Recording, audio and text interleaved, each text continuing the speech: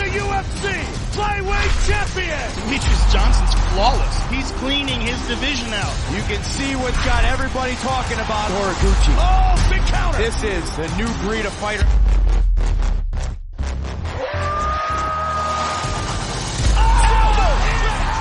Rampage Jackson! That is an aggressive, powerful man. Here we go! Welcome to this week's edition of the MMA Analysis podcast. I am your host, Lance Fischel. We are back this week. We had some technical difficulties last week, but we should be good to go this week. We do apologize for that. So no issues this week. We'll be good to go. So first off, introducing my co-host, Jay Primetown. Jay, how's it going? I feel like I've been gone for a long time. Like, this is like the longest I've gone without doing a show. It's weird. I'm glad to be back. I was with our friend of the MMA Analysis, Wes Colvin, as many of you know. He's been on the show a few times. We went to the card in Newark. It was pretty awesome. That Rockhold win was excellent. There was a lot of the Brazilians were very silent, pretty fast, and that was awesome. Nice. It was a fun card. It was interesting. We'll get into that. Next up, the guy who ruined the podcast. We only keep him on the show because he's Canadian, and we heard we had to have at least one Canadian on the show. I don't know. It's some weird fucking rule. But Brad Taschek. Yeah, we would have had a recording week last week, but the judges robbed us, and unfortunately my computer program got knocked out with 40 seconds to go in the third round. It just robbery. It ruined the whole podcast. It's unfortunate. Is it? No, last week was a pretty shitty show anyways. And then lastly, Sean Carey. Sean, how's it going? Last week was an excellent show, and Brad erased it and ruined my glory because I went perfect 100% on picks by the round and by the finish method, and just lost. Gone. Could never prove it now. Thanks, Brad. You're sounding fuzzy to me. Fuzzy navel? That's how he can claim that he's got 100% record, because we can't actually understand what he says. Sean, you drinking a fuzzy navel? I am. I always am. Oh, nice. Or a sex on the beach. You're sounding robotish tonight, Sean. Oh, no. Yeah. You guys don't sound robotish to me. Well, you're sounding robotish. So, just wanted to let you know. Anyway, so we didn't get to this last week. I know a lot of you saw on Twitter we did start a sponsorship with Dude Ways. We've been interacting with them on Twitter for a long time, and we're really excited to announce this. They're going to be sponsoring all of our shows for the UFC pay-per-views and the UFC on Fox card. So this will be our first sponsorship with Dude Wipes. So we'll have something in the show. We'll do some giveaways. We're gonna talk about their product and different things. So want to welcome them aboard, and we're really excited about that. As far as what they are, if you're not familiar, Dude Wipes are the first men's branded wipe on the market. The wipes are a massive 44 square inches for travel packs and 48 square inches for the soft pack. Dude size, we say. Wipe contains soothing aloe and vitamin E. Dude Wipes are flushable. No need to worry about clogging your toilet after use. Like burritos, Taco Bell, things like that. It's time for dudes to start stepping their hygiene game up and use wipes. Taking care of yourself is now appreciated and accepted. You guys should try Dude Wipes. We tried some. Jeremy had some in Vegas. Literally brought them in Vegas because there was he had ordered some. We were doing the giveaways. We're going to be getting some samples as well. But everyone besides winning giveaways that we'll do, go to Amazon.com/Dude Products. Try them out. They're a good product, and welcome aboard. So let's jump into the first word, which was of course UFC on Fox 15. There was some big fights, some kind of game changers in the division with Luke Rockhold and I guess Jacare, I can't really say, but I guess we kind of break down with the middleweight title shot. It's kind of tricky. I think everyone kind of assumes now that Luke Rockhold with his big win is going to be jumping over Jacare, and he's going to be fighting for the belt. The winner of Chris Weidman. There's no winner of that fight. But is it who gets the first crack? Who do you think should get the first crack? And is this fair? Is it fair that Jacare took care of a guy in a minute and a half, and he had a guy drop out, and because he finished a guy in a minute and a half, he drops out? I mean, it just seems kind of unfair. I actually personally would rather see Jacare get the shot first. He's a lot older. He's been on quite the run. He hasn't lost in the UFC, but maybe in the minority. Jay, I know you love Luke Rockhold. Yeah, but I mean, it is a tough one because the reason being is I think, Rockhold beat Jacare. I mean, I know it was a really close fight, and it went to a decision, so, I mean, nothing was decisive there, and it was a few years ago. Rockhold has the best win in this time period, but you make a valid point. It's not really fair to Jacare that he had to face Camozzi again. What if the situation was reversed and Rockhold was forced to face Camozzi here, say Machida had to pull out, and then Jacare would have faced Romero, and Jacare beat Romero decisively. The situation would be kind of, moot, and Jacare would probably gain the title shot. Jacare is a lot older, like you said, and that's kind of why I think, like, if Jacare doesn't get the title shot now, he's going to have to wait a whole another year. Who knows how he is in another year? When you're 35 years old or so, the body can age really fast, and you're never really going to get to see them. You don't know when they're going to be off that max peak. That said, I think Rockhold and Weidman are the two best fighters in the division, and I'd like to see them fight as soon as possible. So I think they should go to Luke Rockhold. Yeah, it's hard. And I know that Rockhold beat Jacare, but that was like 5 years ago in a different organization. Rockhold got knocked unconscious in the UFC, and Jacare hasn't lost like 1 second. Yeah, but Lance, that's like saying like, but Lance, that's like saying that like Troy Percival allowed like a 600-foot home run to Barry Bonds in like whatever World Series that was. Like Barry Bonds was like on like all sorts of shit. So anyone could do that. All right, Brad, I'll go to you. Did Rockhold get knocked unconscious in the first round? Has Jacare lost a minute in the UFC? Yes, and no. So, yeah, there's that. It sucks for Jacare because, honestly, with the way Machida looked in that fight, I think Jacare would have tooled him on the ground, too. Like, we're talking about Luke Rockhold, and everyone's so impressed by his grappling game. Luke Rockhold fought Jacare, and he wanted nothing to do with Jacare on the ground. Jacare would have gone in there, and he would have steamrolled Machida. He probably would have finished Machida in the first round with the way Machida looked in that fight. So, let's not get too crazy here because I think Jacare actually poses more of a threat to Chris Weidman than Luke Rockhold does. I think the Rockhold-Weidman fight is interesting. I think it's going to sell pay-per-views. It's going to have people talking about it leading up, especially if they can make it happen in New York City. I don't really give a shit about that part of it, but it's definitely an intriguing fight. But I just think that Luke Rockhold hasn't faced a wrestler as good as Chris Weidman, and as much as everyone's talking about how great Luke Rockhold is on the ground, Chris Weidman's a guy who went in and faced Andre Galvao, one of the best pure grapplers in the world, with like 6 months of jiu-jitsu training, and he almost submitted the guy. So Chris Weidman is the better grappler than Luke Rockhold. People forget that because Rockhold's a little bit flashier, but Luke Rockhold was actually losing the stand-up to Lyoto Machida in that fight. And Chris Weidman beat the brakes off Lyoto Machida for 3 rounds in that fight, and then he got tired a little bit. So it's going to be interesting to see that fight, but I give Weidman some big advantages there, so I can't wait to get a nice close line in that fight and see what happens. Yeah, I do agree with Brad. Also, I do think Jacare definitely poses a bigger threat. As great as Rockhold is in the ground with his submission game, I just couldn't see him pulling off a submission against Chris Weidman. Jacare, on the other hand, I get 100%. If Weidman got himself in a bad position against Jacare, Jacare would finish that fight. Sean? Yeah, two white guys makes for a bigger fight, unfortunately. I think that's going to attract more eyeballs. That's true. You don't want to admit it, but I think that's the fight that needs to get made anyway. And regardless of how if either one of them beat Weidman, be cool to see them rematch for the belt. So I don't know. We're going to get good fights regardless of the order of them.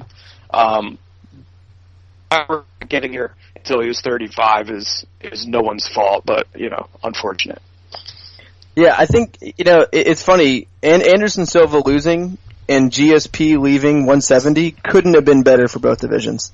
just like there's 185 is so open, 170 is so open, and it's great. People always talk about you want dynasties in MMA and that's what sells and blah blah blah. But man, these 185 is about the most exciting weight class you can have. So let's move up to we'll go ahead and cover the rest of UFC on Fox 15 minus the Luke Rockhold fight and Jacare fight. Moving down to the prelims on Fight Pass, we had in the first fight Chris Dempsey defeating Eddie Gordon by a controversial split decision 29-28, 28-29, 29-28. In the featherweight division, Diego Brandao tore off Jimmy Hedda's ear and then threw it in the stands, so Hedges couldn't continue because you can't fight with one ear, apparently. And by the way, you guys didn't hear the show last week, but I said on the show that Diego Brandao was going to look the best he's looked and he was going to come in phenomenal shape. So at least I got that part right. And he finished him, even though it was weird. I still think he would have won that fight for sure. It seemed like he was controlling it and didn't seem exactly gassed or anything, so yeah, good win for Brandao. Welterweight division, Tim Means defeated George Sullivan by submission arm triangle choke. Very impressive performance by Tim Means. I know a lot of people were on George Sullivan, but Means was the better fighter here. Bantamweight division, Aljamain Sterling defeated Takeya Mitsugaki by arm triangle choke, though with the dominant win in the finish in the third round, he couldn't pass him in the rankings. Next up, light heavyweight division, Gian Vellante defeated Corey Anderson by knockout, ending the hype here.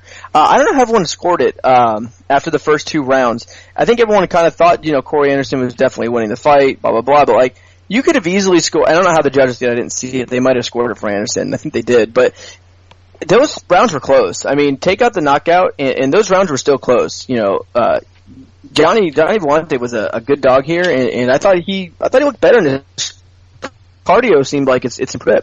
Light heavyweight division, Ovince St. Preux defeated Patrick Cummins by knockout. Fucking Patrick Cummins. I don't know what to say here. I guess we'll be watching Ovince St. Preux fight in Nashville here in August. And then lastly, in the lightweight division, Beneil Dariush defeated Jim Miller by unanimous decision, 29-28 across the board. Dariush looked good here. He's wrestling good. I've been saying for years that Jim Miller is just too small for the division. And I think that kind of, again this week. But I don't think he looked as washed up and useless and fragile as some of the older guys that we've seen kind of fade away, like a Koscheck and a Gray Maynard. I just thought Jim Miller was overmatched here. Sean, I'll start with you. Thoughts on the overall prelims? I thought that John Vellante lost the third round up until the point of the knockout, so I thought he would have lost that fight. I had no problem with the Gordon decision. And Aljamain Sterling, arm triangle from the bottom, fucking pretty goddamn impressive. That's done it. Sean, improve your internet connection. Brad. Yeah, Sean, reconnect or something. I don't know. But, okay. Yeah, completely wrong on George Sullivan. I thought that he was going to be able to come forward and pressure Tim Means, at least, attempt some takedowns, but Tim Means completely battered him. He looked like he's added some strength at 170, which is going to help him a little bit. I still don't think he's a great wrestler, so I'm not sure how high his ceiling is at 170, but definitely fun to watch. Aljamain Sterling, great submission, but everyone that says it was the first arm triangle from the bottom in UFC history, go eat a dick. And Patrick Cummins, yeah, what you said, Lance. Fuck Patrick Cummins. Why? OSP was gassing. Oth was ready to get out of that fight, and Cummins just ran forward with his hands down and ate an uppercut. So that was fun. How do I know Carrington Banks? Can someone help me? What? Carrington Banks? The guy from Tough? Yeah, is he famous? Did you guys know him? No. Where do I know him from? I've heard the name before. No, I definitely know him, and I can't figure it. I watched the entire show. I could not figure it. Anyway, I'm gonna figure it out. All right, Jay. We're gonna look up Carrington Banks before we move forward. I'll look him up. You talk. All right, that's fine. The Chris Dempsey Eddie Gordon fight, I thought it was closer than some people suggesting. I mean, I really thought it was going to go to a split decision. Pressing forward as Eddie Gordon was gassing. So, you know how the two guys that really stood out there were Sterling, who dominated Mizugaki. Probably the worst case of rankings that I've seen in a long time. I mean, it's just really stupid that Sterling's ranked below Mizugaki. At this point, Sterling's 5 or 6 in the division. There's the established guys like Cruz and Sunsao, Faber, Barao, TJ Dillashaw. I think Sterling's right after those guys at this point. And Darren continues to impress me. He's really become Rafael dos Anjos light. He's very similar in kind of what he's doing, showing a bit of everything. I think he's going to be a real challenge for a lot of guys, and surprise me if he moves into like the top 8 to 10 division by the end of the year. Yeah, those are some interesting prelims overall, and I just figured out why I know Carrington Banks. I know him from high school. He Really? was a 4-time state champion at wrestling at Sequoia High School, which is like right down the street from me, and he was buddies with my friend Caleb. That's how yeah. So where did he go to college? I have no idea. I did. He was younger than me. We weren't even the same age group. Like I was already graduated when he was there. But my buddy was a 3-time champion in Georgia, and he was good friends with him. Because I looked it up and I saw Sequoia, and then I texted my brother, and he was like, "Do you recognize Carrington Banks?" And I was like, "No," because my brother was in high school then. So Corey's probably seen him wrestle a million times. Do I sound normal again? You do? Yeah, you sound great. You sound great. So that's where I knew it. So my memory is like only like 80% shot because I remembered the name. Not me. I remembered the name. But he was a 4-timer. There's not many of those in Georgia. I think there's like 24-time state champs in Georgia ever. What about the country of Georgia? Yeah. Georgia High School. Well, one of my brother's best friends is one of the 4-timers in Georgia. Anyway, so yeah, let's move on to the main card. I guess we'll just cover these two fights. Since we already talked about the main one. So, women's strawweight division, we had Paige Van Zandt defeating Felice Herrig by unanimous decision, 30-26, 29-27, and 30-26. Good win for her. I thought she looked good. I thought she looked flawed. I thought her cardio was good, and she looked like every single Team Alpha Male guy before they developed striking. Would that be a good? Sure. Right? That's a good one, right? Yeah. And wrestling and great. positional control and... Yeah, but yeah, like when they first started. Yeah, she tries hard though. Like TJ Dillashaw in the house, in the tough house, stuff like that. You know what I mean? Yep. So, but I thought she looked decent. I literally saw people. Do you guys ever read the Bleacher Report stuff just for laughs? No, I don't. I have to click 10 times to read something. Oh, you should. It's the funniest shit ever. Sometimes I like to look at the what's next. This guy wanted Paige Van Zandt versus Joanna for the belt because she's the most deserving. Really? Yeah, it's about time. Not the girl already beat her. Also, I found the article that Mike was talking about, the picks thing, and for Thomas Almeida to win this fight, he's got to get the fight down to the mat. Of course he does. How do you do it? Just wow. Because he doesn't have any striking. Not at all. No, his offense is awful. Yeah, man. So, all right, Sean, any quick thoughts here? The main card? What are you talking about? Yeah, Paige Van Zandt. What movies did you see this weekend, Sean? No, I've got a good movie breakdown for later, but yeah, this fight was just slop. Who gives a shit? How many movie breakdowns do you have? I have a 2-parter today, Brad. But we need 3. Oh, Jesus. I'll have to dig into the archives. All right. All right, let's get 3? I'm not even buying this card if there's 3. Yeah, like I said, she tries really hard. She's got a huge amount of cardio, and she likes to hit people from pretty much any position that she's in. So that's kind of cool, but if she faces somebody at the top of the division right now, she's going to get smoked. Her technical ability isn't there in the striking or in the grappling.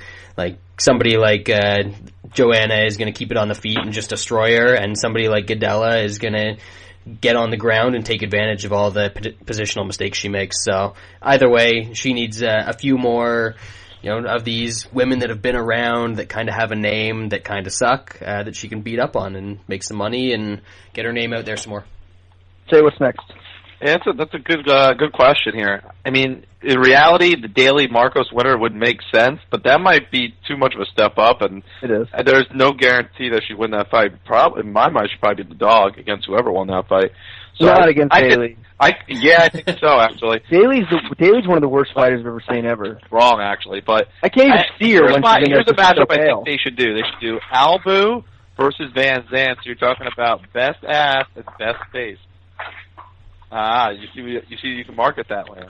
They're all ugly. No bag needed. Ugly. Gina Carano was hot. That's it. That's the only one.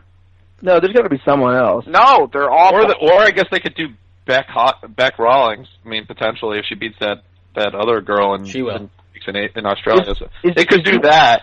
Maybe. Is Gina Carano seriously the only like pure yes hot chick? She's the only one who looks like a girl, for Christ's sakes. They all have giant linebacker shoulders. Who's got giant linebacker shoulders? All of them. Not Paige. Paige's problem is she doesn't have a nice face. Whatever. She has traps. She does. No one else? What if you cut Misha Tate's head off? No. What? You cut her head off? There's a bunch of chicks on the regional circuit that are terrible fighters, but are kind of hot, so... The girl who armbarred Calderwood last week, her face wasn't bad. It was pretty bad. It looked like one of those zombie movies. They're weird. What we're doing is qualifying these girls' hotness by judging them against other fighters. Not Gina Carano. To be fair, Sean, how many people are going to look good after they get punched in the face? Yeah, but they don't look good ever. Well, we don't know, because we only see them after they get punched in the face. Besides Gina Carano. She's a saint. Not anymore. I'm not into muscles on a girl. Call me crazy, but... Gina Carano was never like totally ripped. different. Gina Carano was never like ripped. Sean's talking about a totally different argument. He's talking about muscles and versus just cheekbones. No, these girls are ugly and they have muscles. I got a point. It's double whammy. He's got a point. He's got a point. They're usually pretty good waist down, though. Waist down usually. Well, they should be. They're athletes. Yeah, but what about Aisling Daly, Sean? She's pretty hot. No. What's his name call her? The Ghost? I don't know. She looks like a paper boy. Albert? Who's the one who called her Albert? I don't know. She looks like she was recently it's like spousal abuse or that kind of an abortion. Is she related to John Daly? No. I think so. They look alike, kind of. Anyway, let's move on. Featherweight division, Max Holloway defeated Cub Swanson by guillotine choke third round. I don't know if this was Max improving. Everyone said this was the best Max has ever looked, but I feel like it's looked like the Max that we see most of the time. I think he has, made slight improvements, but it seems like the same kind of Max, aggressive, striking, good technical boxer. His ground game was a little better against a corpse, I guess. But to me, this was way more Cub Swanson. Frankie Edgar has his soul on his fucking mantle, and he shoots spitballs at it every night before he goes to bed. Like that. How many?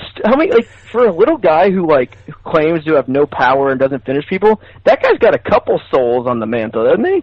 Yep. Yeah, he's got BJ Penn. BJ Penn, Gray Maynard, Cub Swanson. That's a pretty nice. And you know what? He's got a fight coming up that there's a good chance he's going to add a fourth in Uriah Faber. Yeah, we should have a nickname for these. I'm calling it the Soul Cabinet. Honestly, if you don't have good takedown defense, is there really a worse guy to fight than Frankie Edgar? He just gets on top of you and elbows you in the face till you cry. Wow. It's really bad. Anyway, yeah, it was amazing win by Max, but people saying he should fight. People literally telling me they would bet Max to beat Conor now because he beat the corpse of Cub Swanson. Oh, I don't get it. Conor would fucking kick his head into the fourth row. Conor beat him with one leg and out-wrestled him. God, Sean, I assume you agree with me everything I said. No, I mean we're never going to find out, but the kind of beating that Edgar put on was not like he's laying there dead. It just took his will from him. And the dude has been jumped-kneed in the face and destroyed and then came back after tons of injuries and then looked good again. So it wasn't really qualifying him as a corpse, and I still don't. But, I mean, fuck, maybe I was wrong. I don't know. The thing about Max that looked different, the footwork was different, the defense was different, for sure. He did look better. Probably a combination of the two. Cup looks so slow. Cup looks slow, yeah. There's two ways guys can be done. There's the physically, like Josh Koscheck. I feel like mentally, Koscheck is still completely there. I feel like he had, the will to compete. I feel like he thought he was going to win all that. I just think he doesn't have the physical tools to compete. I don't think that's the case with Cub. I think Cub is mentally broken. I think it's a combination of Frankie doing that to him and the fact that he knows this is it. He'll never be there. He had a hot streak, thought he'd get to the title shot, and no. What about mentally scared?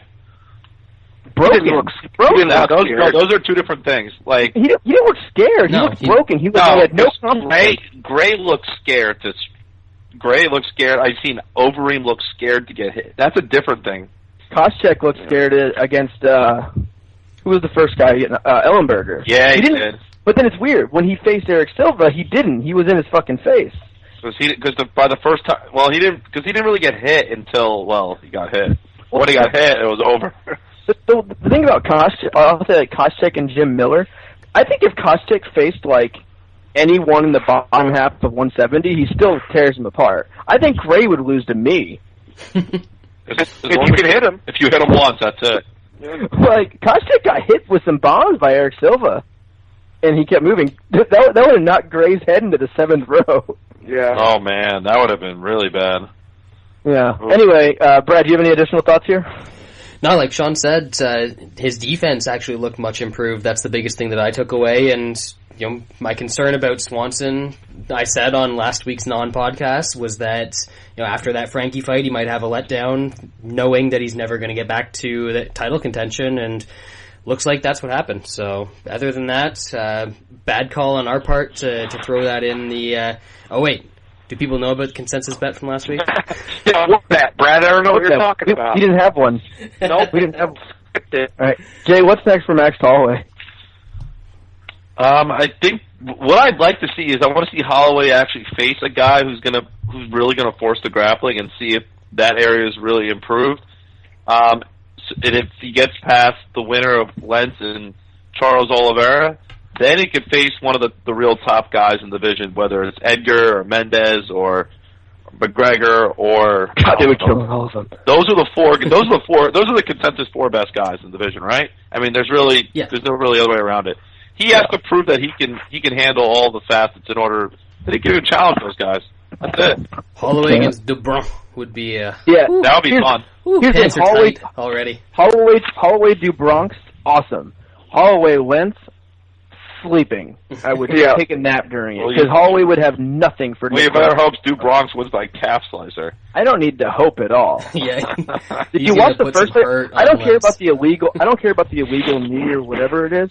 He was beating the shit out of him horribly before that illegal knee in the finish, and Dubronx is improved a shit ton in the last 3 years. And Nick Lentz, I probably will say, has regressed. I don't know if he's regressed. Why would? Same exact thing. Why would you say he's regressed? Who did he regress against? He gets hit even more now. Well, it's because he's striking more. It's not even possible. I know, that's what I thought. My chode. My chode. Speaking of my chode. Speaking of my chode, dude wipes. Yeah. All right. Man, it's unfortunate that they've got the Reebok deal in there now, because my chode and dude wipes, that's a match made in heaven. Yeah, that's perfect. That is. We should get him in touch when my chode gets cut and goes to Bellator. Yeah. All right, let's move on now to UFC 186, a card that everyone's kind of down on, but I think it could be worse-ish. Maybe. People are going to get punched in the face, so. People are going to get punched in the face. I would say overall, for a pay-per-view, I'd rate this a 0.6 out of 10, though. So, I mean, it could be worse. A 0.6. Not bad. Yeah. Wasn't that still between Vanderlei and Rich Franklin worse? But here's the difference. I was really, really, really, really excited about Vanderlei and Rich Franklin. Why? Because I knew it was going to be exactly what it was. Them just throwing bombs at each other. I have nothing for this that I'm excited about, really. There's a bunch of fights I'll go, I'll watch it. If I miss it, meh. That's kind of my thought on that. All right, let's jump right off. If you guys, I'm sure most of you have listened for a while. We'll go through every single fight. We'll start with Jay, work around the table, give any picks, give any bets, and then we'll have some consensus bets. So let's start off on they're starting off back-to-back women's fights. Are they mad? Oh, I forgot about that. That's it. Want to just skip them? No. They're trying to pull in Fight Pass subscriptions, so. Yeah. Hey guys, give us $20. We'll let you watch Asling Daily and Jessica Racuzzi. Pam second. And then I All right. paid them. Whoops. Women's strawweight division, Aisling the Pale Ghost Daly versus Ronda Marcos. Jay? I got Daly. Kick it off. Daly C+, Marcos B-. Marcos, better wrestler. She's pretty tough. But definitely more green than Daly, who's definitely fought the better competition at this point. She's got a pretty crafty ground game, and that could cause Marcos trouble. I think Marcos should be able to have top control, though, and that'll give her the advantage overall. I'd pick her to win, but I would have bet Marcos in this spot. I think this could be a bit tricky for her. That's it? That's all you got? I like it. That's all I want to say on this. Bradley, it's you. Talk. Yeah, this fight, not too excited about it. I think that Marcos is a better wrestler.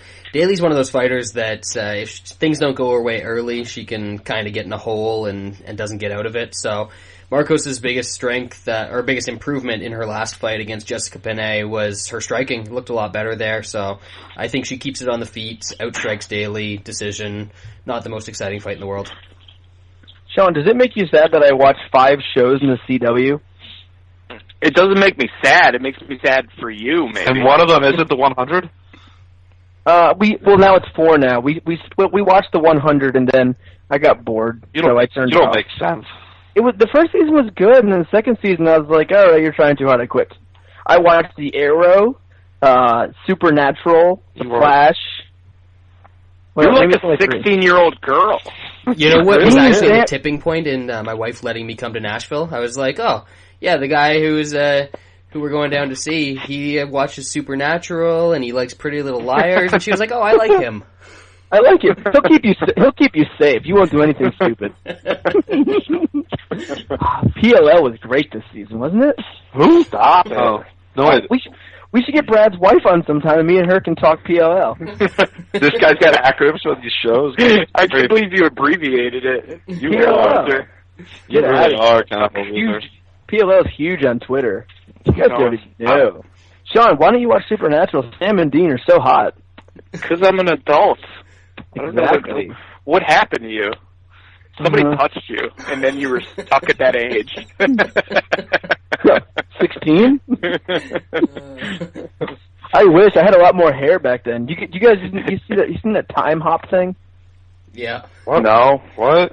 It's this thing app called Time Hop, and it basically looks at your Facebook and all this stuff, and every day it shows you things you basically like had on your phone or Facebook or Twitter or something like that, and it'll show you like on this day like 8 years ago, 7 years ago, and it posted you pictures that were on there, and like it's like looking at my hairline's like the most depressing thing. I'm like 7 years ago, look at all that hair. Oh man, like I used to have hair. Then I look down at my desk and I give the old arm sweep into the trash can before I leave. Oh no, it falls out that frequently. Literally, if I touch my hair and put like a wiping motion down on my head, hair falls out. I could do it 30 times in a row. Every time, hair's coming out. Why don't you just shave your head? Jeez. Yeah. What do you? I do. I do a 2-guard. Oh man, I'm not looking good, guys. Oh no. Sean, does that cover your breakdown? Is that enough for your breakdown? Got an excellent fucking info-filled breakdown for this fight, Lance. Don't try to skip it.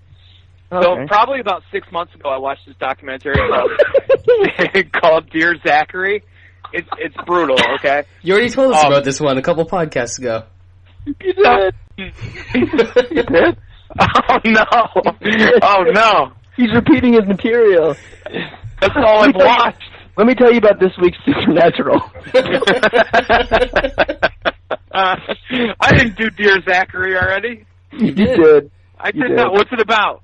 I don't remember. It was just It was like a father and a son. It was really sad and yeah. It's not a fun.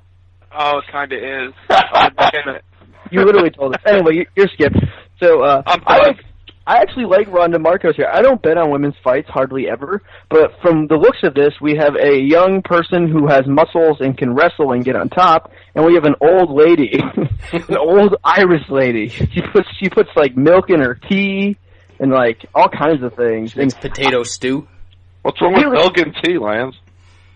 So many things. So I mean, Daly's only way to win is probably going to be a submitter, and besides Ronda Rousey, and very few, like, I don't see her getting submitted from the bottom. Marcos will be heavy on top, and I just don't see any way she's going to get submitted, with Daly in the bottom. And I think the fight's going to take place with a little bit of striking, where I think it's kind of even, maybe a little Marcos. And then on the ground, it's going to be Marcos on top, just kind of humping her leg a little bit and then slapping her ass and things like that. So I like Marcos here. I actually did bet on Marcos. I put 2 units on Marcos and then somebody else who I don't remember. You put 2 units on a girl. I did. I never do that. All right. Yeah. That tells you it's a lot. You know why you never do that? Because it's a horrible idea. Didn't we all bet JoJo minus 800? Yeah, and we learned. How'd that work out? Well, Marcos she's fighting an old lady. Well, we all bet Pena too, didn't we? Yeah, inside the distance. Yeah. But she's a man. Yeah. That's a man, baby. All right, let's move on. Let's do 5 seconds on this one because no one bet it and no one cares. Women's strawweight division. Jessica Rakoczy, who I think is that old lady on Tough, versus Valerie Letourneau. She's French, so no one cares. Is that the gym teacher? No. No. Gym teacher's someone else. That's Marion Renault. Yeah, Jay thinks she's good at fighting. Jay, who's your pick? The mom or the French lady? Both are dropping down from bantamweight to strawweight, so who the hell knows? I don't know this now. I'll take Letourneau via younger. Oh, I've never heard of Letourneau. She fought Elizabeth Phillips, exactly. Brad, how stupid are French people? Pretty stupid. I know, right? They can't even speak English. They're not good at fighting either. They haven't won the last time they won a war. No, I thought you meant like actual fighting, like GSP is pretty good. At least I meant real fighting. Oh, at least they've been in wars, Canada. True. You guys ride horses. You guys are undefeated, but you've never won.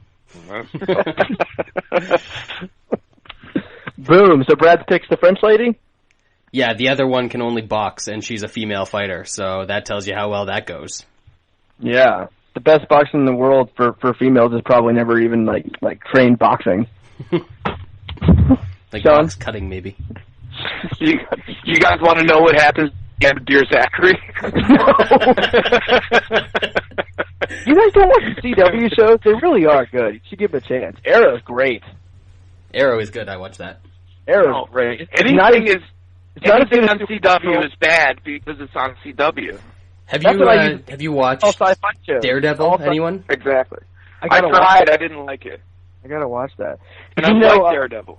You know, there's 11 seasons of Supernatural, and I had never seen it before, and I watched it on Netflix last year in 3 months. It was like 120 episodes, 1 hour each. Yeah, you need a life. Yeah, dude. Is that bad? Yeah, it's very. Did you start getting zits and stuff right afterwards? You go into puberty right after watching the whole season? I hate you so much. Hey, Sean, yeah. You weren't on the call after. Brad's coming to Nashville. Ooh, so sexy. You have to figure it out. Literally, yeah. Jay, Brad, Jeremy, Wes, everyone is coming. Kid's birthday. What day of the week is it again?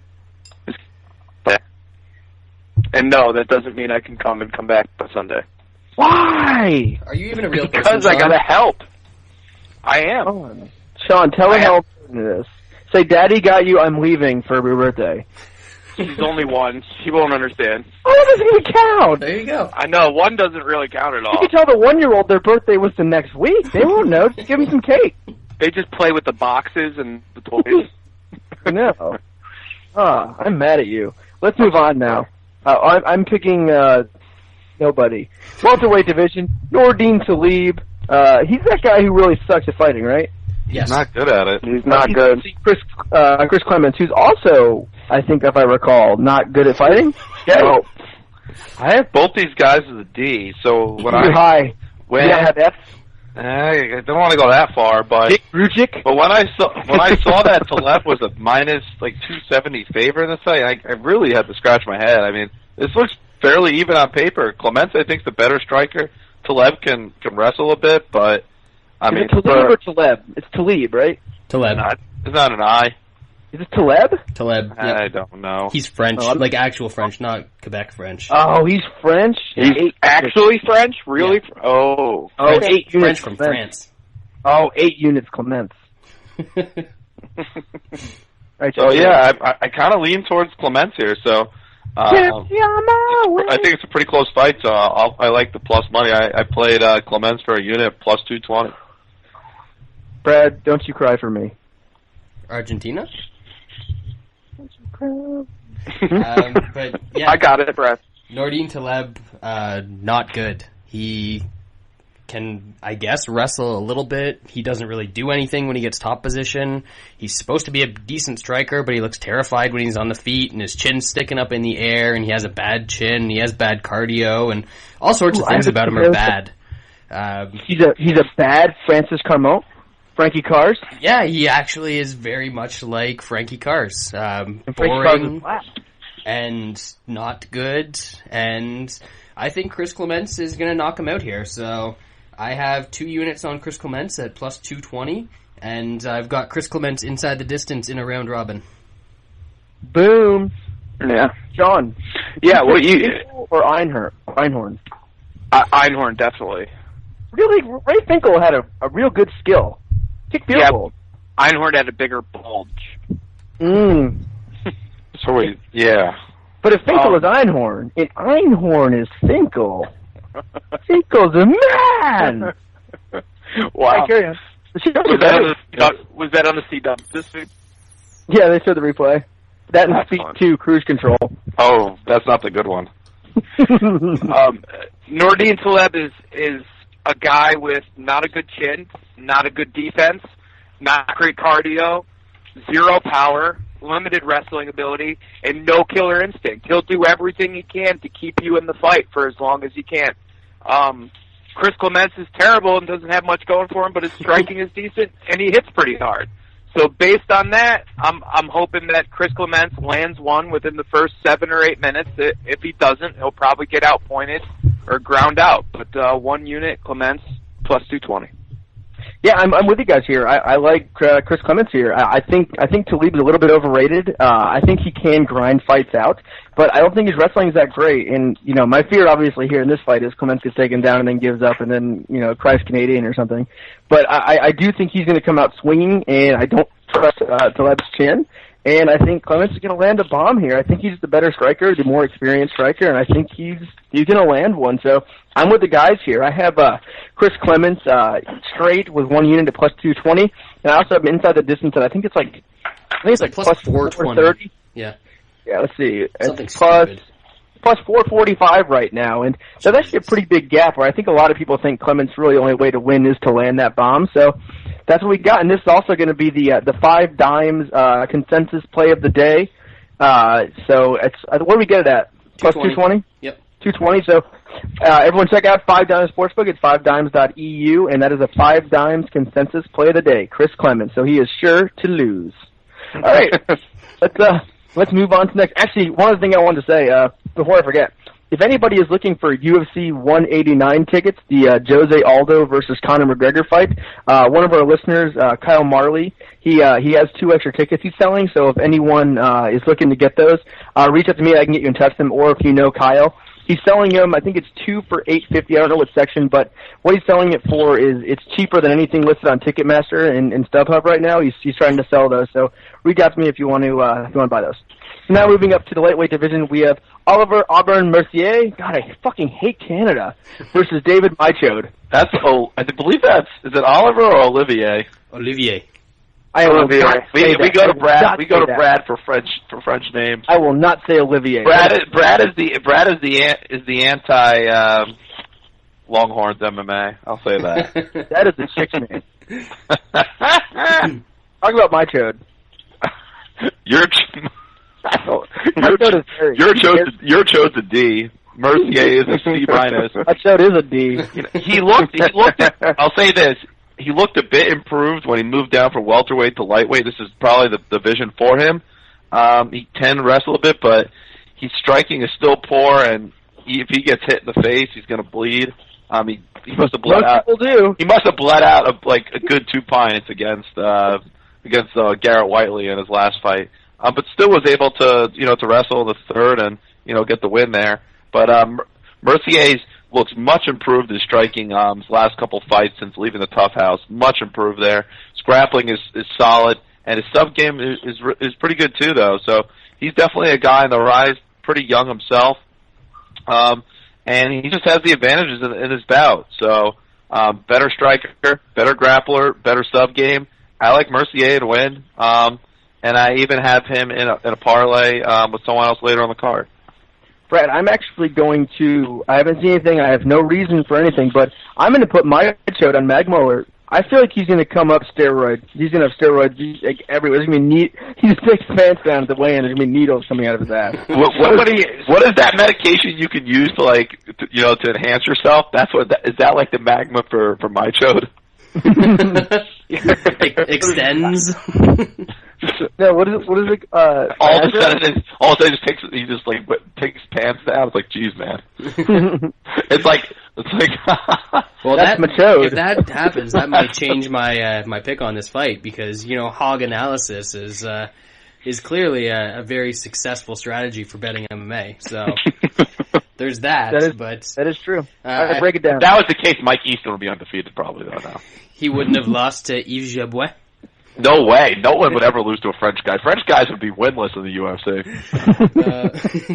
But I think the French guy is going to pick up a win here. Olivier Aubin-Mercier is a very skilled young prospect. And what's your accent? David Michaud, or as he likes to pronounce it, Michaud, is not a very skilled young prospect. So Mercier is going to be, or as I like to call him, Ohm. He's better on the feet. He's a better grappler. He's better in submissions. He's better pretty much everywhere in this fight. So I think he wins fairly comfortably. I'm not sure if he gets the finish or not because we've seen that Michaud can take a little bit of punishment. But I do have Ohm parlayed at -320 with something later on the card. Sean, what you got? Yeah, this is my favorite play of the week. I feel most confident in Ohm for sure. Like you guys said, he's got my chode beat in every category, but his judo and his jiu-jitsu might actually be special. He might be a real prospect. His striking is apprehensive, but technically not bad. He commits to the punches when he throws them, and throws them properly. My chode likes to step forward with his back foot when he throws his backhand, and that gets him in the clinch by accident over and over again. You don't want to be in the clinch with him. He'll throw you. He'll probably take your back. He'll probably choke you out. My chode is also super hittable. My chode bleeds a lot from getting punched. My chode has guts, and that's about it. Like, wasn't good. Yeah, this fight is a wash. This is a setup for Ohm to look good in Canada, and that's what he's gonna fucking get. He's gonna get every reactive shot he wants under a punch, take him down, and do what he wants from there. I think Ohm finishes. I have him in 2 parlays, both for 2.5 units. Yeah, I think you guys could pretty much set it all. I think it's gonna be a little simpler. I think Mercier is gonna take him down, and he is going to submit him. Michaud might be tough, but he hasn't faced any, great grapplers. I think Aubin's gonna squeeze Michaud, and then he's gonna bust, and it's gonna be game over from there. So I do have him in a parlay. I like him a good bit. I think a lot of people it's one of the most confident players in the card. Next up, lightweight division, Chad Laprise versus Brian Barberina, who I won like $1 billion on last fight. But yeah, so did I. That was awesome. This is tough. Yeah, I think I had first round, or not first round. I had inside I had knockout and then straight, and then knockout. It was in the third round. Yeah, you didn't have first. I don't think. Yeah, I think I had him by knockout, and then I had I had the money line. What was the money line? It was around like 2-1, I think. Yeah, it was a shit ton. Well, I had the knockout, and I think it was like plus 400 or something. Yeah, I believe. Yeah, it was. He closed that at was like fun. plus 190. Joe Ellenberger at one point was one of the most overrated fighters in UFC. That's scary. He's not good. But yeah, I got Chad Laprise as a C, Brian Barberina as a D+. I'll tell you something. I rewatched Chad Laprise. What was he? 215? Plus 615 by knockout. Oh, what about the money line? I got up as high as plus 230. Yeah, I think I got two. I think I had like a unit on plus 230 and then like half a unit on the plus 600. That's pretty sweet. That I don't think is going to happen here though. I went back just a few hours ago. I was watching the Laprise Cedeno fight. Cedeno is a pretty decent striker in his own right, pretty flashy, and he had nothing for Laprice. Laprice's foot movement is excellent. He's a really good all-around striker. Uses kicks, strikes, and he really presses the action as well, but not in a kind of like a sloppy, over-aggressive way. He's just a really solid striker, and his grappling's even improved a bit as well. I think he's going to probably end up being the best fighter to come from the Tough show, the Tough what's that, Nations, Brad? Yeah, Tough Nations. And he's got a pretty decent future here. Barberena, really kind of tough to tell how good he really is. He's got decent size for the division, and he presses forward, but it's not really going to do that much here against Laprice, who's just a much better technical striker. Laprice is going to land with a lot of accuracy in this bout, and that should do enough here. I'm not sure there's going to be a finish. I'm going to actually say probably not a finish, but I think Laprice wins a pretty clear decision here in Canada. No bet for me, though. Brad? Yeah, I agree with Jay. I think that Laprice is a pretty clean technical striker. Barberena is going to come forward, try and do what he did against Ellenberger, but he's just not going to be able to find Laprice in this fight. He's going to move around, he's going to hit him with combinations, mark Barberena up pretty big, but it kind of seems like Barberena is the type of guy that can handle some shit and make it to the end of the fight. So, maybe he should fight Michaud in his next fight after they both lose here. But I think Laprice takes quite a wide decision in this one. Sean? Yeah, I agree with Brad, but we know what we're getting with Barberena. He's always going to be probably pretty fun to watch, but extremely limited. He's going to come forward aggressively and walk into things. Like Jay said, Laprice's footwork is good and not aggressive, but it's because he's maintaining distance the whole time. He really gets you on the end of the shots and keeps you there, and keeps that distance for the fight. His grappling isn't bad. He can take this down to the ground too if he wants to, which I think he may. I think this is probably a pretty easy 37 to make Laprice look good in Canada, and I think he will. I have Laprice in OAM in a parlay 2.5 units. Yeah, I like Laprice here as well. I think it's a good matchup for him. Barberena can be dangerous. He does come out and he's really aggressive, wings his punches. He can connect, but I think Laprice is going to keep his distance here and be safe. I would say this fight would more than likely go to the decision because Laprice isn't known for, he's not a big finisher, and Barberena has a good chin. He's a tough guy, but he's so over aggressive that it also wouldn't shock me if he just ran into one and got knocked out that way. I lean Laprice just kind of winning a decision, but definitely wouldn't surprise me if there was a finish in this fight. But I do have Laprice in a parlay. I have him with someone else later in this card. I don't remember. I'll have to look it up. Oh, good. Another women's fight. Women's bantamweight division, Alexis Davis versus Sarah Kaufman. Jay? Yeah, I got Davis B+, Kaufman A-. This is an important fight for the division, but they've done this fight so many times now that it's really lost the luster of it. I'll keep it short. I think Kaufman is the better striker here. I think the fight stays standing. I'm not 100% convinced that Davis is still not feeling the cobwebs from that knockout from Ronda Rousey a couple fights back. So, actually, that might have been her last fight now that I think about it. So I'm going to go Kaufman here, probably by decision. No bet. Yeah, we've only seen this fight 2 times before, so why not make it a 3rd time? I mean, both of these fighters are so riveting, and I have to disagree with Jay. I think this fight is absolutely meaningless to the division because it's not like anyone's going to get excited to see either of these chicks fight Rousey again. So Davis is going to come forward.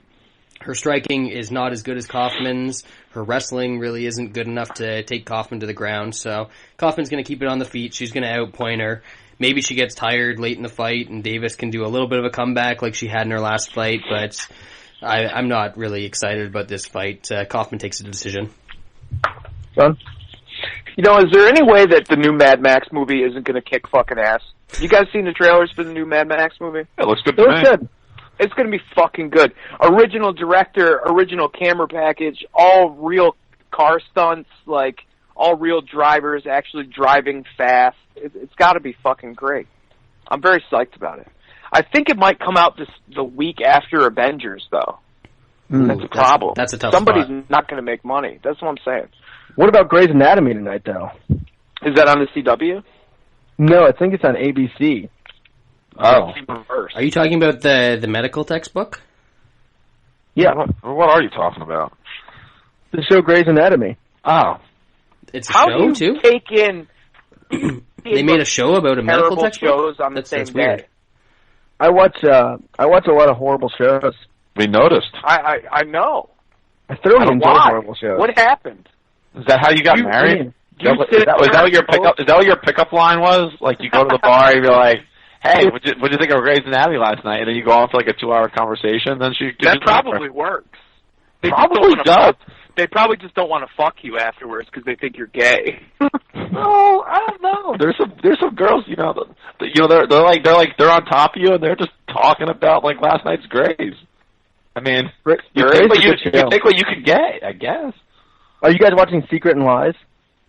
No. What are you Don't change the What the topic. fuck are you babbling It's really about? good. You just made up a show. No, it's really good. It's a murder mystery with Brian Felipe. It's Philippi. Oh. Yeah. Philippi. Who cares? It's really good. Anyway, let's move up. Ryan Felipe.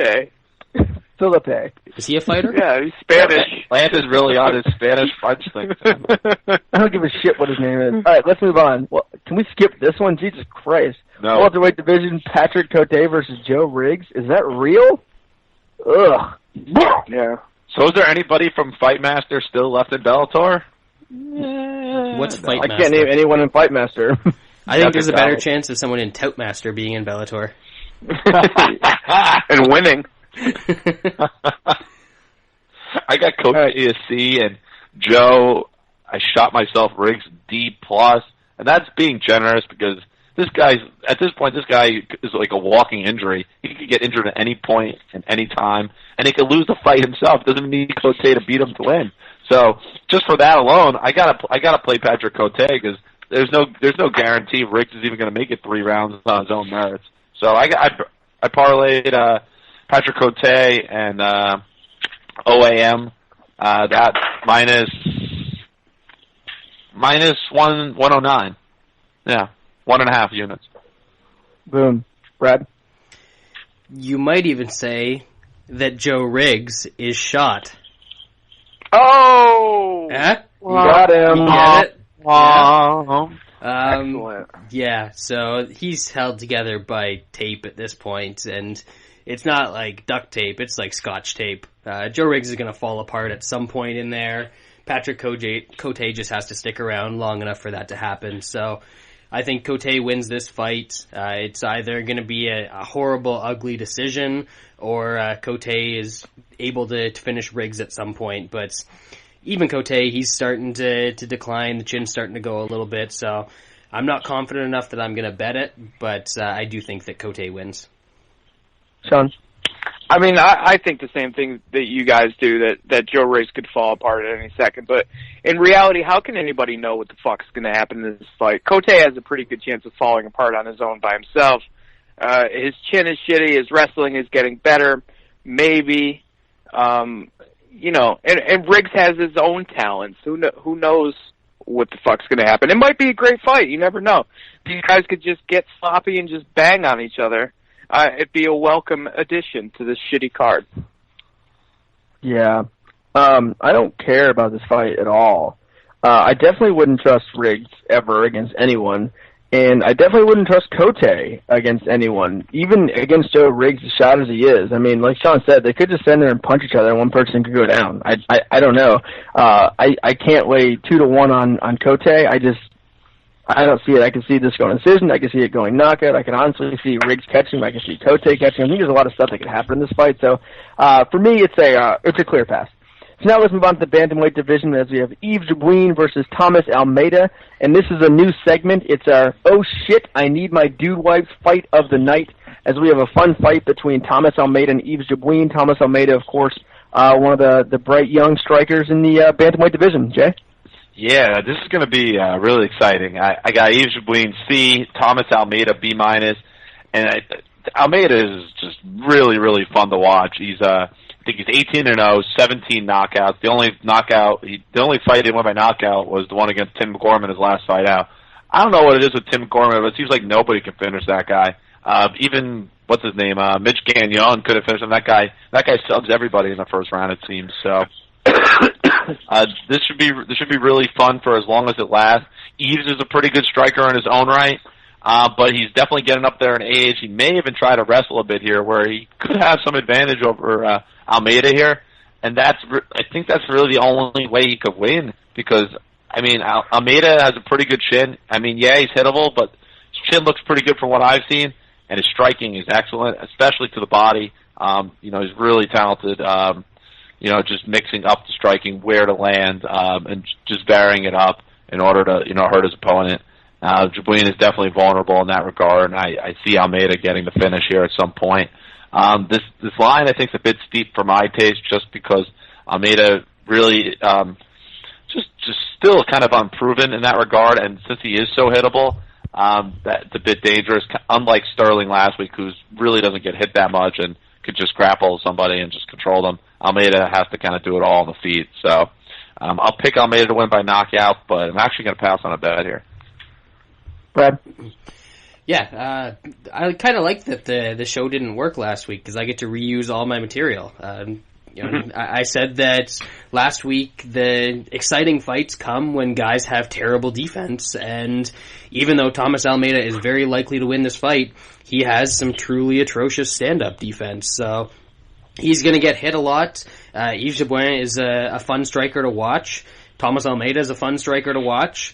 Yves Jabouin is going to hit him with some stuff. Thomas Almeida is going to hit him with some stuff. And because Jabouin is 35 years old, doesn't have a good chin to begin with, he's going to get knocked out here. So I kind of like this fight to go under 1.5. I think it's going to be over pretty quickly, but I think it's going to be a lot of fun while it lasts. Sean?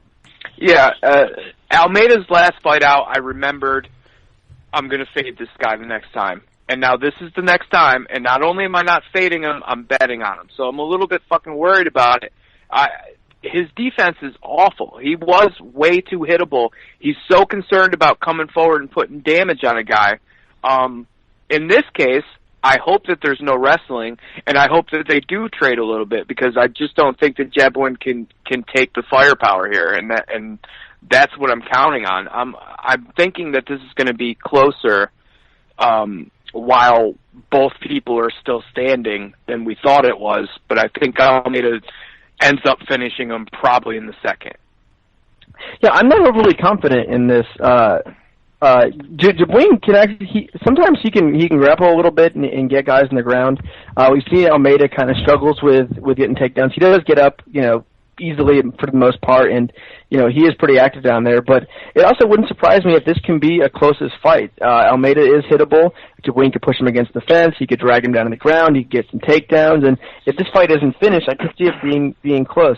With that said, I would never play Jabouin in this spot. I do think he's pretty much done at this point. I think Almeida more than likely does get a finish in this fight, but it's just not a fight I'm willing to put some money on at that line. So it's not something I'm using in my parlay. I save it for guys like Rampage, who's going to come in at 240 pounds. All right, let's move up now to this pay-per-view has 2 of the 5 fights are catch weights. Catch weight, 160 pounds, John McDessie, Shane Campbell. Jay? I totally didn't realize that this was a catchweight bout until now, but I got McDessie as a C, Shane Campbell as a C minus. This is, Campbell's still kind of a bit unproven, but he is a talented striker, pretty gifted kickboxer. He's bigger than McDessie here, but he can be a bit over aggressive here. McDessie's usually pretty cool and confident. He's pretty refined and doesn't make too many mistakes in the stand-up. And I like that here in this bout. I think Campbell's advantage would be to keep this fight at distance, where he has, a 4-inch reach advantage, 3 or 4 inches. But I really do think McDessie's jab is the key strike in this fight. I wasn't really impressed with Campbell's striking defense. Like I said, striking offense is definitely his best attribute that I saw. But his defense definitely leaves some room to be desired. I think McDessie's going to land that as some say, the GSP jab, learning a TriStar pretty effectively. I think that'll be enough here that he'll score. He'll score more. He'll land more, and he's going to win the fight via decision. No bet. Brad. What fight are we talking about now? McDessie. I actually like this fight. it's probably going to be a little bit of a better fight than it was with McDessie and Trujillo, because Trujillo is fun for about 3 minutes, and then he's like, nah, I don't want to do this anymore. So Shane Campbell's going to stick around. He's going to be in this fight. I think that his size is really going to come into play here, because McDessie is going to be faster. In terms of how technical they are, I actually think that that Campbell has a little bit of an edge, even though McDessie uses more traditional techniques. McDessie's going to jab a lot. Campbell's probably going to look for more power shots, but once this gets in tight, I think that Campbell can actually use some of the tricky trips and stuff that he's got to take him down to the ground. We've seen that McDessie's pretty much useless off his back, so I think Campbell can pick up some rounds that way. So I actually like Campbell to take this fight. Obviously, cardio at short notice is a bit of a concern, but I think his size, is going to more than make up for that. And he's been kickboxing for so long that if this is a straight kickboxing fight, or if he's controlling the wrestling, I don't think his cardio is going to be too much of an issue. So I like Campbell here. I'm kind of hoping that McDessie's line goes up a little bit. I haven't bet Campbell as of yet. But I do have the over 2.5 in this fight parlayed with Alm from earlier. I think that was at like plus 114 or something like that. I'll have to get the actual numbers, but 2 units on that parlay. Sean? Yeah, I totally disagree with Brad. I don't see anything special about excuse me, I don't see anything special about Campbell at all. I think his striking is sloppy. I think his cardio is bad. I think his defense is pretty not good. He's never fought a good striker. Now he's got to come in on short notice with already shitty cardio, go in deep in Canada against somebody who's pretty fucking sharp. McDessie had a hell of a winning streak going before he was injured, and that last loss wasn't really a loss. He has his own problems, but his striking is sharp. His jab is good. His inside punches are nice and straight. He's got some spinning shit when he wants it. He's technically the better striker, and he's way above any striker that Campbell has fought before. I think this fight takes place on the feet, and I think McDessie decisions him easily. I don't really have a good read on this fight either way. I never have a good read on McDessie. I've never been high on him. I just don't think he's that great. I don't know much about Shane Campbell at all. I know he got his eye fixed, Lance. He got his eye fixed. I just want to let you know. You know how he had crazy town and country eye, like he could mop the floor and dust the fan at the same time? Now it's fixed. Yeah. Good. Do you think that's actually going to help him, though? I think it's going to mess him up. No, I think he's going to be like, I can fucking see straight now. Let's fight. No, he's going to think that like Campbell's coming in at a side angle, but Campbell's really coming straight at him. It's really going to mess with him. No, he's a new guy now, Brad. You can see. Yeah. Anyway, yeah, I don't have much on this fight. I'm not going to be betting it. I don't have a strong read on it either way. Picking McDessie, no bet. Let's move on now to a fun fight. In middleweight division, we have Michael Bisping and his one eye versus Clarence Byron Dalloway. Lord Clarence Byron Dalloway. Jay? Yeah, speaking of a guy who didn't get his eye fixed is Michael Bisping, who I rate a B, and I got CB Dalloway a B now, but I know they're both Bs, but it's more like an 87 versus an 84 here. I think Bisping's the better fighter here. His wrestling is kind of always underrated defensively. I mean, Tim Kennedy's just kind of a different kind of beast. He's relentless for as long as you fight him. Dalloway doesn't have that kind of cardio, for one. Kennedy's a better striker than Dalloway, too. I think Bisping's striking in volume is going to cause Dalloway problems in this fight. I don't think Dalloway's going to be able to keep Bisping down if he takes him down. I think that's going to be a big factor in this bout. So I like Mike Bisping here. I have him parlayed with someone later on the card. Brad? Yeah, I actually think this fight's kind of difficult to call. Bisping, he's going to fight at a higher volume. He's going to control the striking, but CB Dalloway is a guy that has never been out-grappled. He's been caught in a submission a couple times, but any sort of prolonged grappling match, he always is the one that comes out on top. So I wouldn't be shocked to see him get some takedowns, control Bisping a little bit. I know that Bisping's good at popping back up to his feet, but maybe Dalloway can keep him against the cage and rack up some points that way. So I think that there is a path to victory for Dalloway here. Also, Bisping is hittable. Dalloway has some improving power and improving striking. So that's a way that he can win, but in the end, I do side with Bisping here. I think that he's just going to stay busier. Dalloway's probably going to fade as the fight goes on. Bisping's probably clearly going to take the latter half of round 2 and round 3, win a decision. If he doesn't, end up stopping Dalloway, because Bisping is an underrated finisher, and Dalloway does like to get finished. So, lean Bisping, but I'm going to pass this one. Sean? Yeah, I like Bisping a lot here. I don't think that Bisping's done. Bisping has never looked done.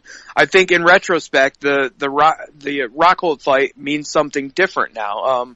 He held his own against maybe the future champion. He doesn't look done. His eye is fucked, but he still does the things good that he used to do, still just as good. He puts volume on Dalloway.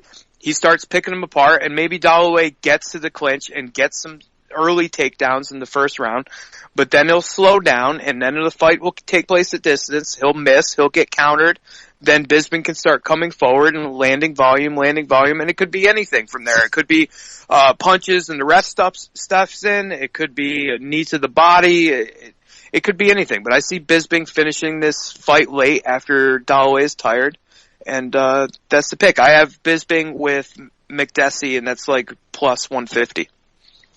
Yeah, I'm not, first of all, I'm not betting on this fight. Bisping will be, not from Toutmaster, I go with my boy Clarence, but, I think, if it was no line, I think Bisping would be the pick here, but I just don't know how anyone's trusting Bisping. I understand, he might look the same offensively and blah, blah, blah, blah. But, he gets hit in that eye once. And, Dalloway is not the greatest striker, but he does throw a lot. He throws a lot of wild strikes, and he is open to counters and everything. But it wouldn't surprise me if Dalloway gets some hands on him, hurts him a little bit, maybe hits that eye, and then he does the cost check for 15 minutes where he's more focused on wiping his eye than he is, fighting. And he hasn't done that yet. Well, maybe he'll get punched in the eye once, and then it'll happen again.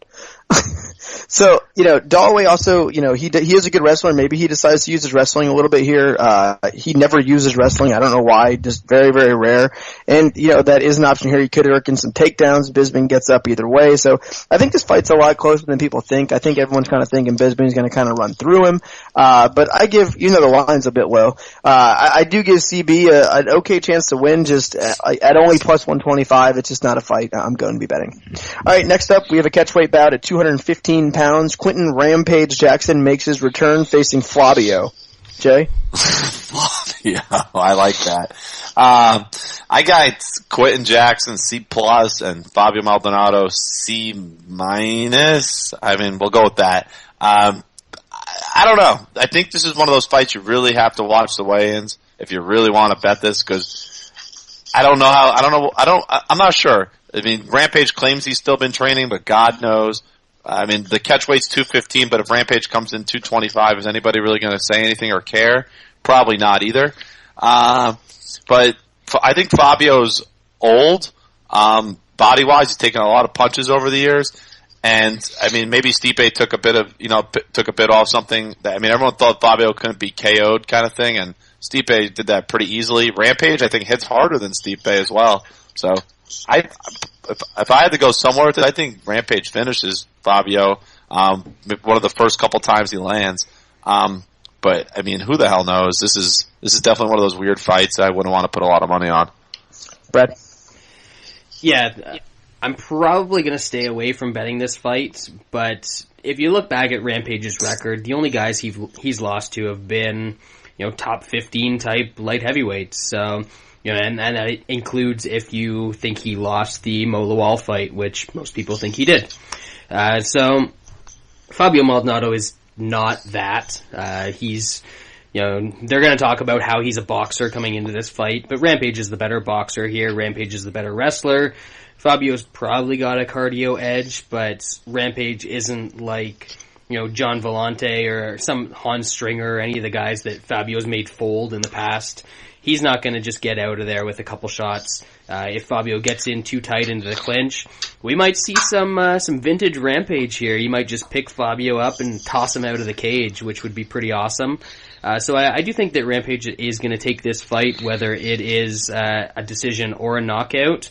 But all the weird circumstances surrounding the fight are probably enough to keep me away from it. Sean?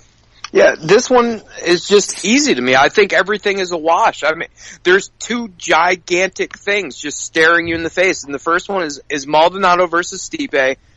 He fucking quit. He was not interested at all. He got hit once and he folded up like a lawn chair. It was awful. You don't take beatings your whole career, then walk into that, then fall over like that, and then come back and be okay against a murderous puncher in your next fight. It doesn't fucking happen. Rampage will catch him once in the first round, and maybe not finish him with the shot, but get the ref to come in and stop the fight. Maldonado, in every single fight, every time we've seen him, just gets canned in the head over and over and over. You can't miss the fucking dude's face. He just lets you hit it. And if he takes your shots, he comes back and he wins in the third round because he pushes you against the cage and punches your body. That's cool. I like that. But it's not going to get there. Rampage, rolling left hook, lands it square, drops him. Ref comes in, stops it. Rampage, first round. Yeah, I like Rampage a good bit here. I know everyone's kind of. I don't think Rampage stopped training, like a lot of people have kind of mentioned. There's a difference between stop training and start getting down in weight. Everyone knows Rampage cuts a bunch of weight, so you can still be training and stay in shape without starting your weight cut. It's he was probably still. He had to know there was a chance that it was going to get reversed. They wouldn't have said we're not doing the fight. You have no chance, because they wouldn't have brought it back. Obviously, he still knew there was a chance at this, and I think he's going to come in just like he would have, except he'll be even a little bit bigger. Won't be drawn out as much. I think the 215 is big for Rampage, honestly. Maldonado said he was on weight 3 days ago. So I think that kind of says it. And if you look at the fight, everyone kind of gives Fabio a pass because of the Stipe fight, because that was a heavyweight. But is Rampage walking into the cage tomorrow? Is he really going to be that much different than when Stipe walked into the cage? I mean, No. You'd have to assume Rampage is going to be, 235? Probably, Yeah, at least. At least. Well, the other thing is, maybe? if he stopped training, does it really fucking matter? Because he would have No, it stopped training, doesn't. 6 days ago? That's when the injunction happened? It's not Yeah. like he stopped training 2 months ago. Exactly. So I mean, and when you look in this fight, Rampage rarely loses striking battles at this point. Rampage loses a lot of his fights because he gets taken down and beat up. The Glover fight was really the only fight where he got beat up a little bit on the feet in John Jones, but if you really want to count that. But when he faces guys who will actually stand in the pocket and strike with him, he does well. And that's what Fabio is going to do. Fabio, whether he has it or not, still believes in his chin. And I feel, all I can see in this fight is Fabio backing up against the cage and Rampage just unloading on him until he puts him out. I don't see Fabio making this. Fabio has been thrown up. People keep talking about Fabio as this decent fighter and he's top 20 and blah, blah, blah. I've never seen anything out of Fabio that doesn't make me think he sucks He's ass. terrible. He's terrible. Terrible! He can take a punch. Usually the best shots he land are on his own chin when he's trying to be cool. And I just think Rampage is going to come out. I think he's going to make a statement. The UFC would not put Rampage back, bring him back, and put him in a fight that they weren't sure he was going to win. I think this is a perfect style matchup for him. He's facing a guy that will not take him down. I think Rampage has a better chin if they do start connecting, and I really like Rampage in this fight. So I do have Rampage parlayed with Chad Laprise, I believe. Isn't that what I have? And then Mighty Mouse. And then I have Auburn Mercier with Marcos. Yeah, that's what I got. So yeah, it's Rampage. I think he's going to knock him out in the first round. Now we'll quickly go through the main event because we don't really need to spend more than 30 seconds on this. So, flyweight division, we have one of the best fighters on the planet fighting another guy who shouldn't be in the cage with him. Jay? Yeah, I got Kyoji Horiguchi, the challenger, B+, and Demetrius Johnson, A++. He's one of the handful of fighters that gets the special grade. Because, quite frankly, he's looked unbeatable at this weight, other than a little tiny bit of danger against John Dodson moons ago.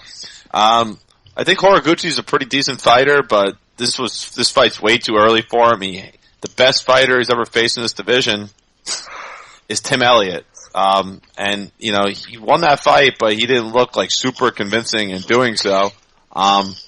So I don't know how he could possibly win this fight. Demetrius Johnson is so much faster, such a better grappler, such a better submission game. I'd be really surprised if Horiguchi survives 5 rounds. And based on that, I like the inside the distance bet. It's a plus 100 now. I just played it. I just picked it up while we were doing the show, so I got 1 unit on Demetrius Johnson inside the distance plus 100. Brad. Yeah, I think Jay's been drinking during the show, just referencing Horiguchi's previous opponents, but aside from that, he's pretty much bang on here. And this is coming from a guy who is extremely high on Horiguchi. I think before I even joined the show as an actual co-host, I was on for like the mid-year show for 2013, and we were talking about, you know, our favorite prospects in MMA, and I picked Horiguchi back then. You know, I thought he was going to come into the UFC, be a good fighter. He's done exactly that. He's, you know, fun to watch. He's got good striking. He's able to keep a lot of fights on the feet. But against Demetrius Johnson, you know, I think he's going to do a little bit better in the striking than most people think. You know, especially Lance. Lance just thinks it's going to be a blowout wherever it goes. I think his speed and his accuracy is going to keep this competitive on the feet. But eventually Demetrius Johnson's going to get in. He's going to get takedowns. He's going to be able to time Horiguchi jumping in to try and land strikes. And once it gets on the ground, there's just a massive difference between these two guys. So I've got Demetrius Johnson by sub in a round robin. And yeah, I think that's how this fight's going to go. And Horiguchi's going to be back in a couple of years fighting for the title again. And who knows, maybe at that point he'll have a shot. But I don't think he has a particularly good shot here. Sean? Yeah, everybody knows it's the same story. It's too much too soon. I like him. I like him as a prospect. It's a shame that they had to rush him up here and feed him to Mighty Mouse. Probably Mighty Mouse is the best fighter in the sport, in my opinion, anyway. You know, everybody talks Horiguchi is unorthodox, and you know who knows what's going to come off, and it's the other way around. Horiguchi is not going to have any clue what Mighty Mouse is going to do. The double leg could be coming. Punches could be coming, the leg kicks could be coming. He's not going to know. He's going to freeze up. He's going to get taken down a lot, and probably around the 3rd or the 4th round, he's going to get subbed. So I've got Mighty Mouse by sub. It's plus 130 or whatever Brad said. Yeah, I like Mighty Mouse a good bit here, and in all his fights. And like Brad said, I've always been high on Horiguchi. I think I've bet on every single one of Horiguchi's fights in the UFC. He's a great fighter. He's always been undervalued.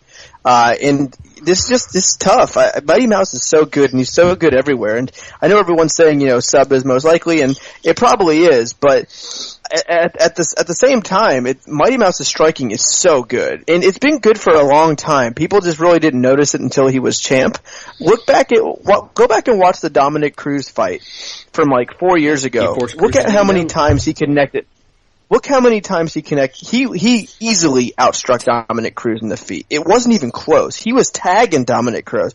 I actually thought some of those rounds were decently close, and like I remember having money on Cruz that fight, and I was kind of thinking like I was worried. I was like, God, like he's connecting hard, like he's landing big shots, and think how much he's improved in that 4 years. This guy is one of the most dynamic fighters in the sport.